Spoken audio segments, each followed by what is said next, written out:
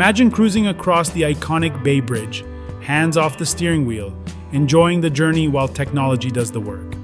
General Motors recently pulled off a groundbreaking feat, organizing the largest hands-free Caravan in history.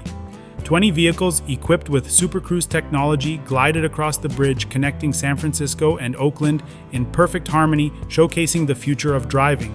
Super Cruise, which General Motors launched in 2017, was the first fully hands-free advanced driver assistance system in the automotive industry. Today, it is available on 20 different models, offering more choices than any other competitor, many of whom provide hands-free systems on fewer than 10 vehicles. What sets Super Cruise apart is its towing capability, as no other hands-free system offers this level of functionality.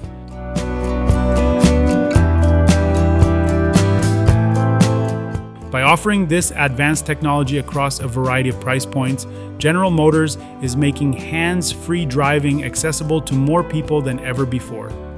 The convenience and comfort of Super Cruise are no longer limited to luxury vehicles.